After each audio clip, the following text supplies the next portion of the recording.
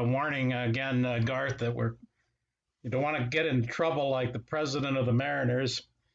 Um, our speaker today, I'm pleased to introduce. He's a Everett Rotarian. He's lives in Meadowdale. He's currently he's the Snohomish County Auditor, which is under our county charter. That's a nonpartisan position because his predecessor Carolyn Weichel hit her term limits of 3 terms. He ran in 2019 and won election.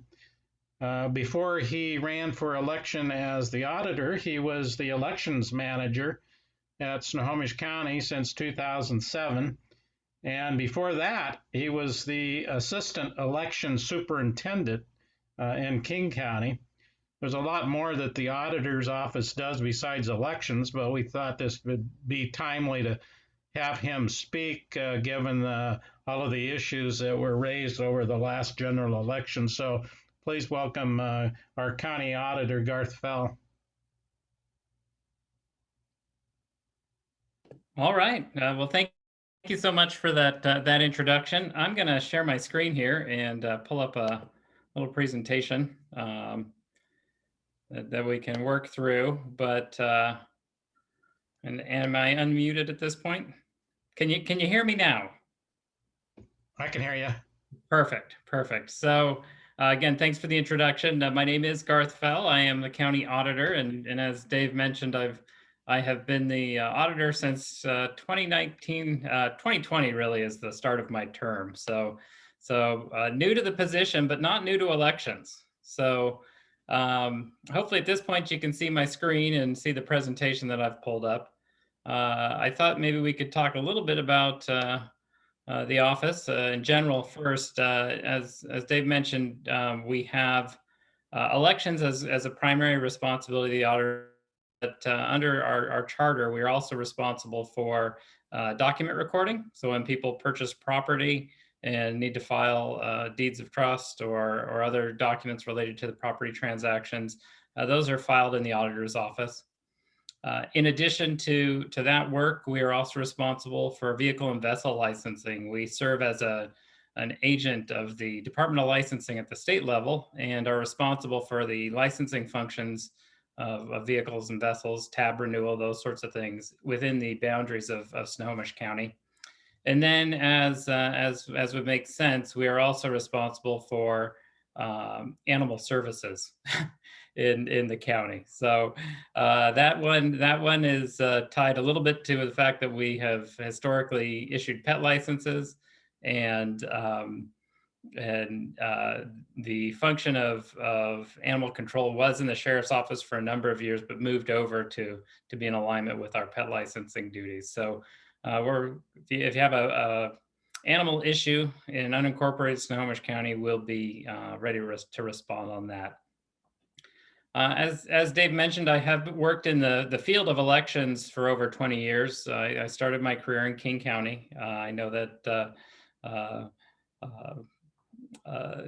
don't hold that against me for some of you that are North County and Northwestern Washington centered. It was a great introduction into the field, and I was pleased to make the move to Snohomish County in 2007, and I really appreciated the work that the auditor's office, first of all, under my predecessor, Carolyn Weichel, that we've been able to do, and the ability to really serve the community with meaningful elections. So our mission statement around elections really is to conduct fair, accountable elections and encourage people to understand and participate in the voting process. So there's kind of two elements there to that responsibility, and that's again this administration of the elections themselves, and making sure that they are accurate, impartial, accessible to all that are eligible. And then there's the second part, which we believe we have a responsibility to make sure people are aware that elections are happening and that they can participate. The turnout that we see in our elections varies quite a bit, and so we believe outreach is an important component to make sure people are engaged, even in our odd year elections, our local elections. And so we do believe that outreach is a part of our mission. A little bit about Snohomish County and just kind of the scope of what's involved in conducting an election. You know, we have at this point close to 825,000 based on last year's numbers uh, residents in the county. And of those, there are 506, close to 516,000 people registered to vote. That number is changing on a daily basis. People can register through the Department of Licensing. They can register online. There's a number of different ways that they can do that. And so we are every day of the year receiving new registrations through those methods. And during normal business days, processing all of that work to make sure that we have updated voter registration rolls and are ready for the next election that comes our way. To do all of the work in the auditor's office associated specifically with elections, we have a team of 10. These are permanent employees that are employed year round. A lot of people say, you know, what do you do when there's not an election? And we'll get to that in a minute, but there's always work to be done. So it's important that we maintain a professional level of staff that can really be prepared to administer that next election that's coming just right around the corner. And of course, we couldn't do all that work ourselves, so we do have to hire a number of seasonal employees to help. This last year, we were close to 200 seasonal employees that we brought on board just to conduct the presidential election. And they do a number of tasks, and hopefully I can highlight some of those as we go through here. In addition, the number of districts that we're really involved in conducting elections for is more than many people think.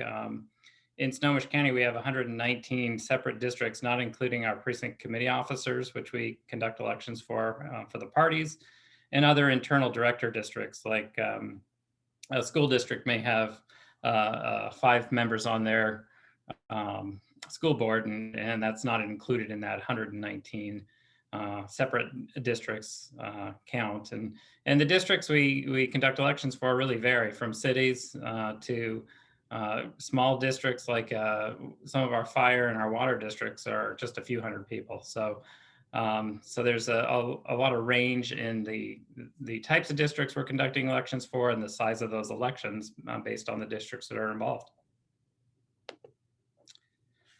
We are currently the third largest county in the state, behind Pierce County and certainly King County.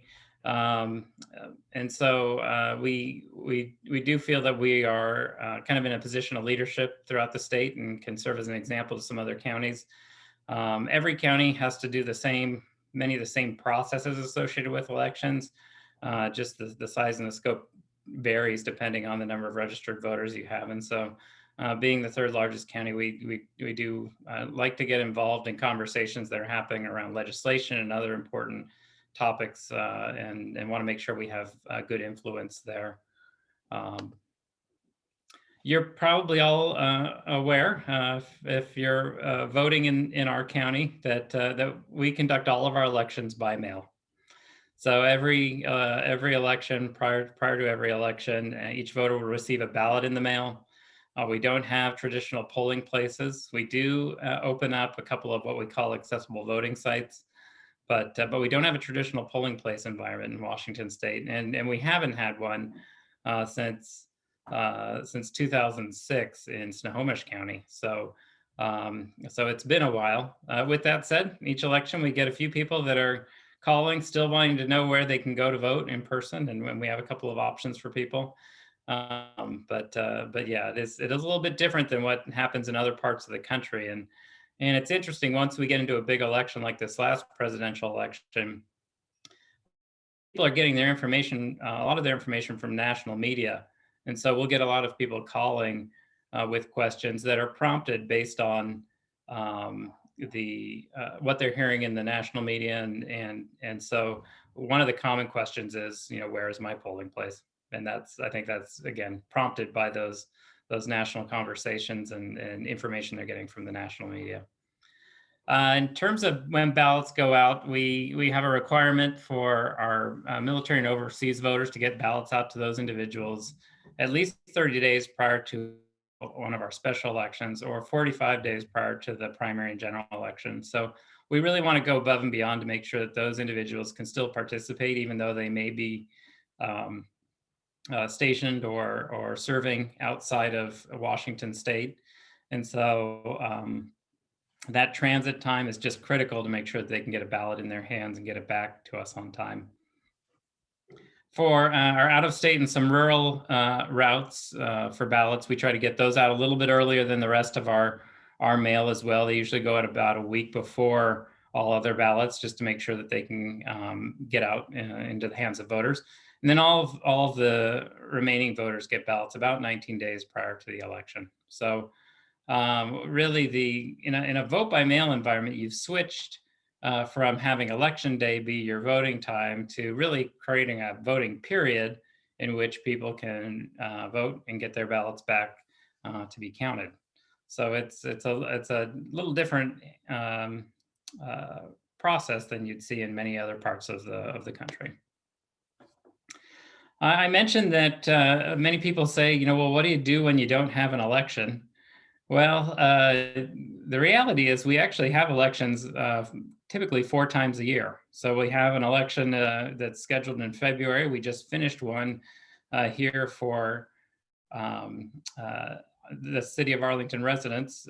They were considering a ballot measure to merge with North County Regional Fire Authority. And so that ballot measure and election just was completed last week.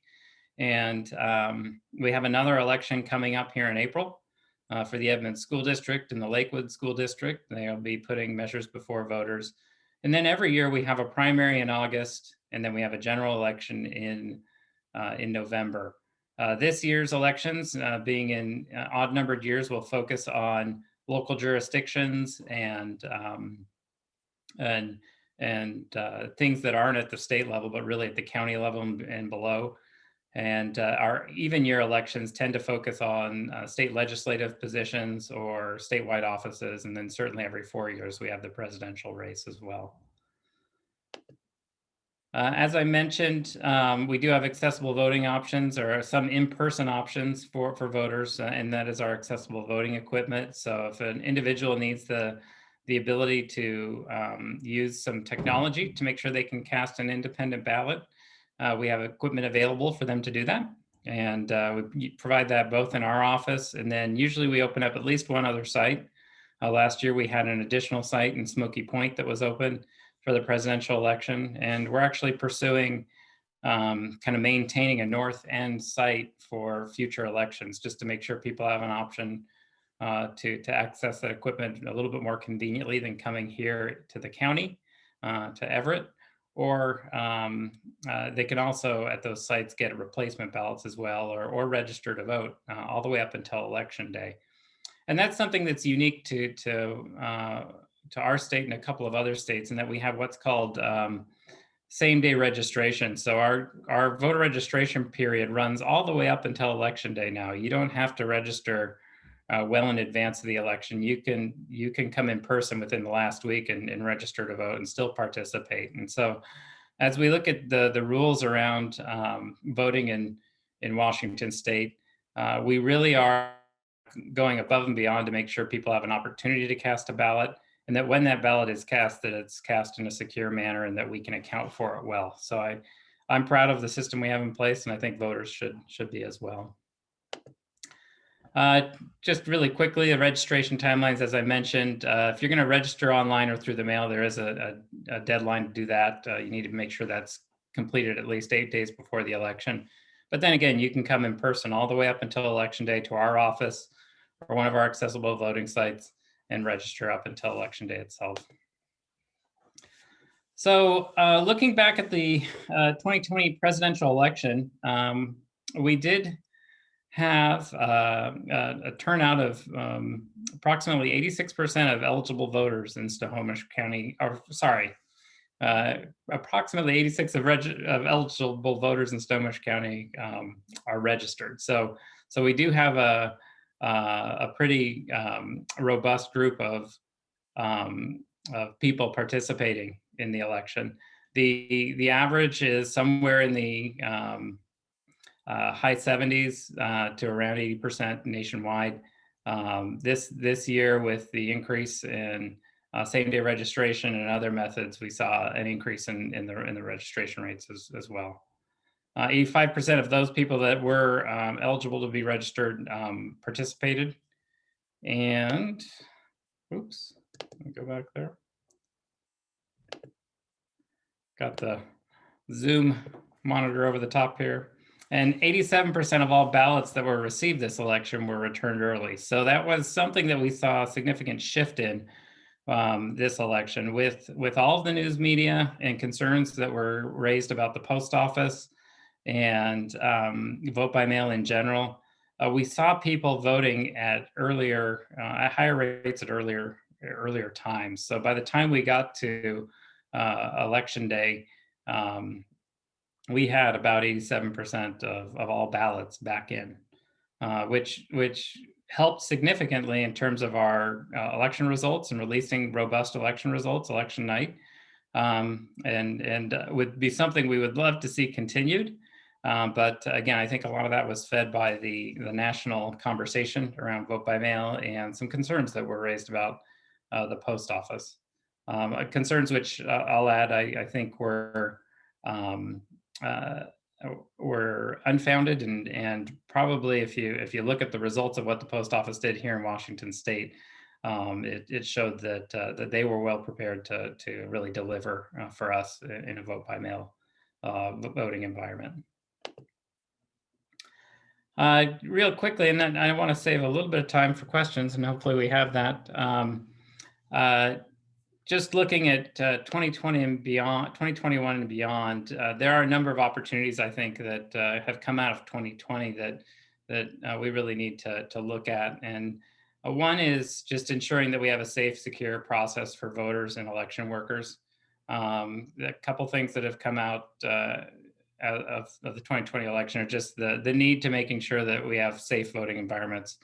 During the election itself, there was a number of concerns that we received from national sources that there may be events at polling places, protests or disruptions at polling places. While we did not see anything like that in Snohomish County, it is something I think we need to be prepared for in future elections. And so just looking at ways to do that through appropriate legislation, one that doesn't limit the rights of individuals, but does make sure that we have secure and safe processes for voters and election workers.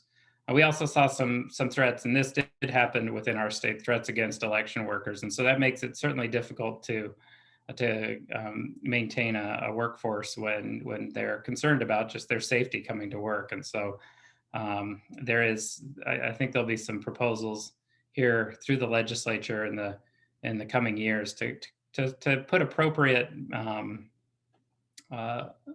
boundaries in place to make sure that we can maintain safe working conditions for election workers. I think the other important area that for the election community certainly, and I guess the public as a whole to focus on is we really do need to continue to build public trust and confidence in the voting process. I think that has taken a hit since 2021. People have concerns, and I think the way that we're going to be able to address that is to continue to be as transparent as possible about the process, help people see into what's going on with elections and how they're conducted. I will say that I'm working with my team to see if we can implement some more robust auditing processes and see how we can make sure that information is shared with the public in a way that helps them understand what we're doing to make sure that we have accurate, fair election results. And then there's always an opportunity to improve service delivery and process efficiency. With new technology, the techniques we've used in the past for checking signatures, I think will change. I think we've got a number of opportunities on the horizon to improve our service delivery. So with that, I'm going to stop, and I hope we have a little bit of time for questions, but I'd love to entertain any questions that you might have. Hey Garth, how do you authenticate signatures now? You talked about a change, and the other question is, during that process? Or are there observers besides your election workers? Yes. So first of all of our operations are open to observation once we get into an election. So all the inbound processes, you can come and watch the signature checking process. You can come watch us open up ballots. You can come watch us put ballots down machines to count them. So that's something that I don't know the public is well aware of, but something that is true in every county that elections are a public process. In terms of how we check signatures, we use the signature that is on file for the voter when they register to vote. And that'll either be through the Department of Licensing if you register when you get your driver's license, or if you use a paper form, we scan that form and capture that signature. And then we compare that signature to the signature that you have provided on your envelope. And the people that we have doing that work are trained by the Washington State Patrol's Forensics Unit, and they have provided some training to help us recognize how to pick up clusters and groupings of similarities between signatures. And so every signature on every envelope is checked. It's not a random sample. It's not a portion of them. It is every single signature.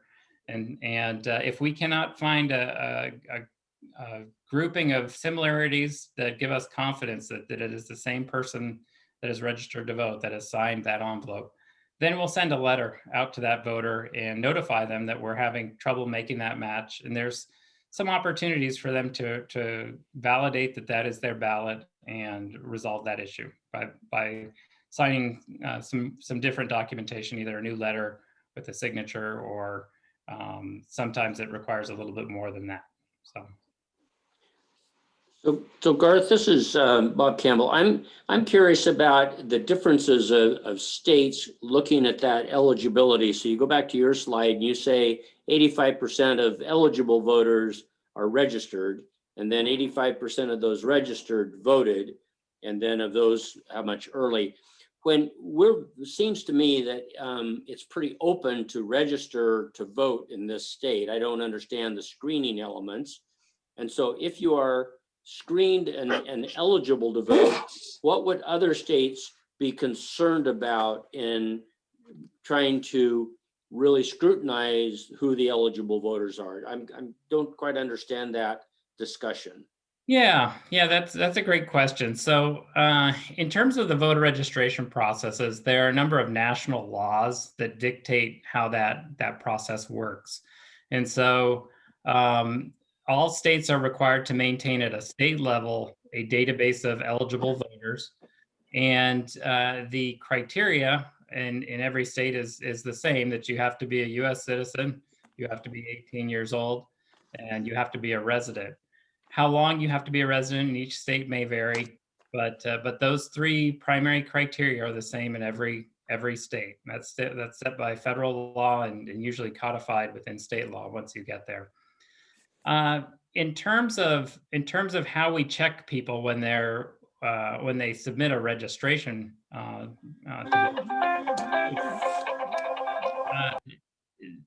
the initial registration is checked against the database of registered voters, and what we're doing is we're comparing to see, first, are they registered anywhere else, and then second of all, are we able to validate their information that they're providing, either with the Department of Licensing or some databases that we have that maintain some information about Social Security, because they're providing the last four digits of the Social Security. So we are validating that people are truly people and that they're registered properly within the state.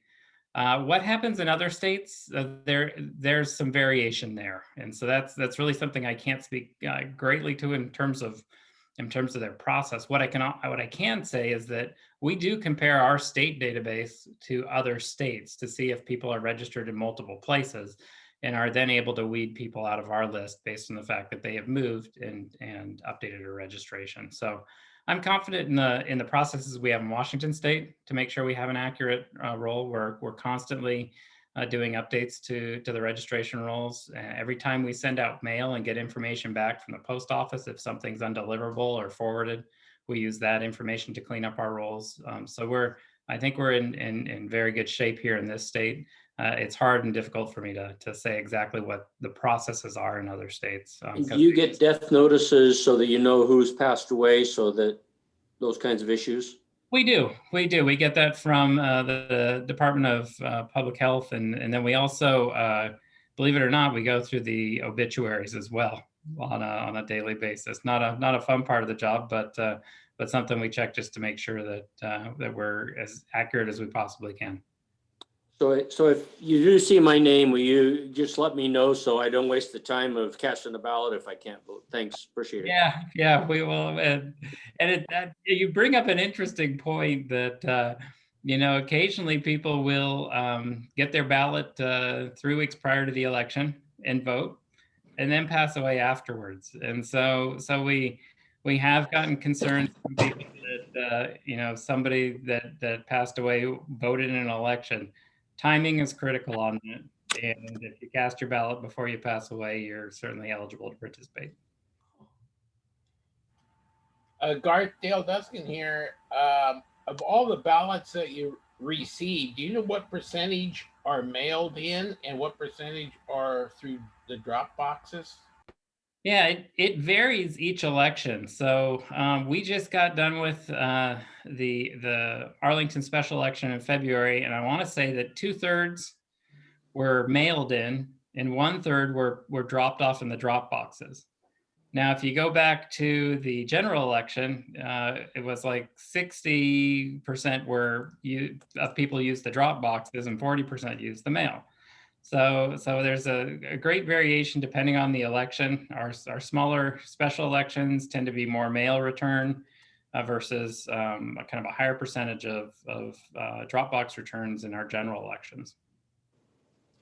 Hey Garth, this is John Mino. So now I know that Bob Campbell can't register in all 50 states. Mhm. And I know that Yola cannot sign my name on a ballot, so that's good. But anyway, I was wondering about the tab we have to tear off. Why do we have to tear off a tab at the very part of the ballot? Yeah, that's a great question. So that information on the top of that ballot is not tracked by our office. So there's nothing on the top of that is in a database anywhere. It is used by the print vendor to ensure that they get the right ballot inserted for you into your envelope with your information on it. And we ask you to tear it off because it will prevent some issues with our tabulation equipment. Those ballots get put through scanners, and so if that tab is there at the top, it can fold over and cause the machine not to recognize the ballot. We do certainly inspect all the ballots that come back and make sure that for voters that don't remove that what we call a stub, that we remove that stub off the top before we put it down the equipment. And even if it were to go through the equipment with the stub on the top, the system recognizes that a piece of paper was run and it puts it in a bucket for us to examine electronically to make sure that the ballot was properly read by the equipment. So it's, again, primary purpose is for the printer. It has no information that you can use to track back to whether or not your ballot was counted. We do get that question occasionally if that could be used as a receipt. No, it's not a receipt. So it is just something we ask that you remove to make sure that the process moves more smoothly after we get the ballot back. Garth, Gene Chase here. I had a question on, you were talking about prior mailing and you called out-of-state ballots. What is an out-of-state ballot? Yeah, so we got individuals that are registered in our county that may be living temporarily in another state. A couple of prominent ones, or at least one prominent one, would be somebody like Rick Larson. He is registered in our state and in our county, but is in fact spends a fair amount of time in Washington, D.C. So his ballot gets mailed to the address that he uses when he's back there doing work in Congress. But we also have people that are snowbirds that may be living in the kind of winter months down south, or people that are in school, students could be in it away. So those out-of-state ballots get mailed about a week earlier than all other ballots, just to make sure that they have additional transit time to get to the voter. Thank you. So Garth, Dave Duskin again on the election, the special election you just had in Arlington. I assume that the cost of running that election probably gets passed off to the city. Can you give us an idea of what it costs to run something like that? Yeah, so you're absolutely right. The cost of all elections, whether it's a general or a primary or a special, gets divided up amongst those jurisdictions that have an issue on the ballot. So the fact that the city was the only issue on the ballot in February means that the city will cover the entire cost of the election. I don't have all of those numbers in specifically for the February election, but in general, it can run $3 to $4 per ballot sent out. So 30 to $40,000 is probably a reasonable range to think that this election will cost the city of Arlington. Garth, one last question about voting machines. We have the big voting discussion on the company that's being sued, blah, blah, blah. Do we use that company, and how do you know that your machines are safe and secure against accusations of manipulation? Yeah, so there's a couple things. First of all, our vendor is a vendor called Clear Ballot. I think the vendors I've heard about that having some issues and some concerns are Dominion, and I think there's been some concerns perhaps about ES&S as well. So the vendors that I've heard talked about, we're not currently using any of those vendors. In terms of the equipment itself, the equipment has to be tested at a federal level by an independent testing authority, and then it has to be certified by the Secretary of State's office for use in our county. And that testing process ensures that the programming, all the software that's written behind the scenes, is not adjusting the votes depending on how the ballots are laid out or any other criteria. Once that testing is done at the state level, then we can purchase the units. When we get the units in to our office, we go through an independent kind of testing process to validate that they're still functioning properly in the way that they're designed to. And then prior to each election, when we design and lay out ballots, we do what's called a logic and accuracy test to make sure that the equipment is functioning appropriately.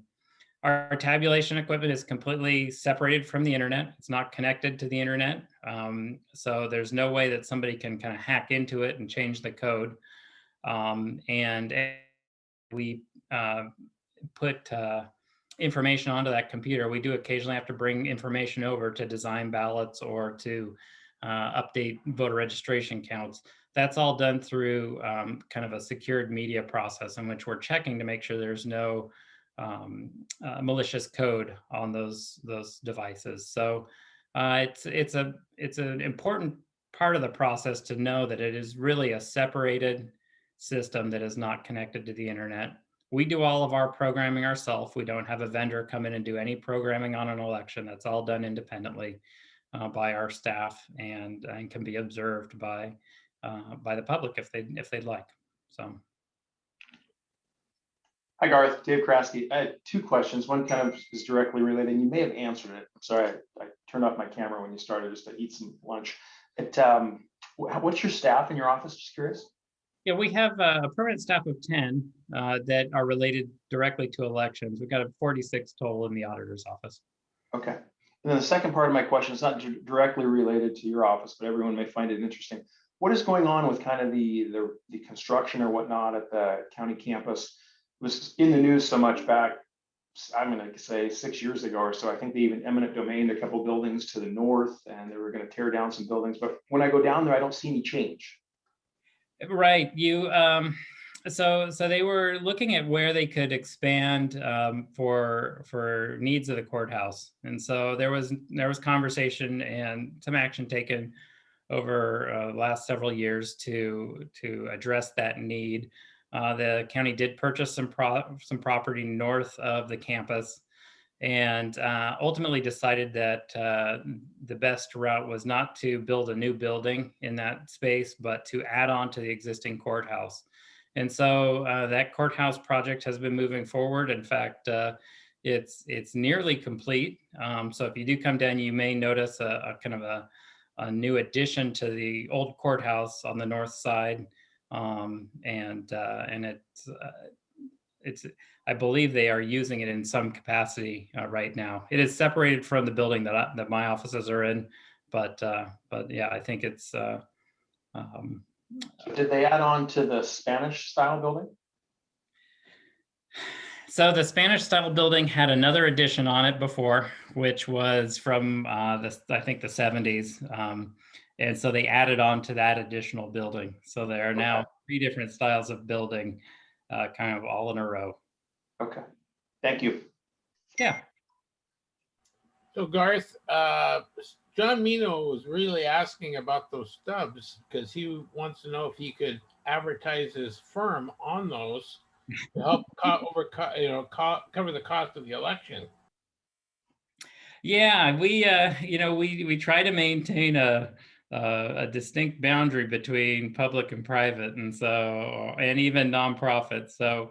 So we don't typically advertise anywhere on our ballots and our voters pamphlet. The only group we'll advertise for is really the auditor's office and the services that we have available that the voters need to understand. So it would be a great money making place. So I'll store that in the back of my head in case the county comes on really hard times. Well, I would pay if you would put "Go Dogs." There we go. There we go.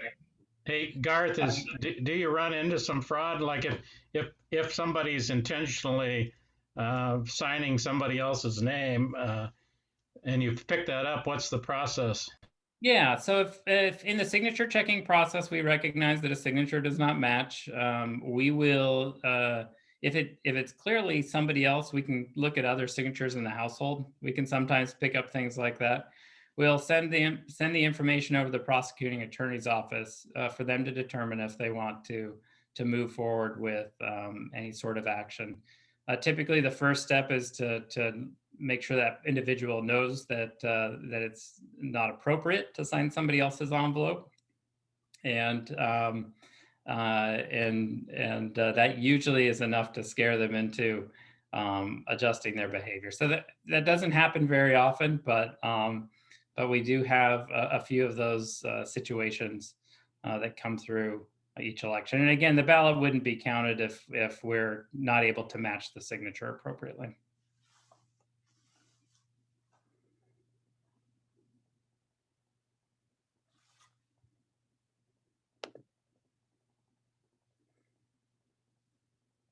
All right. Well, Bryce is muted. He's trying to close the meeting. Thank you. See, I'm the one that's usually yelling at people, and now it's me that is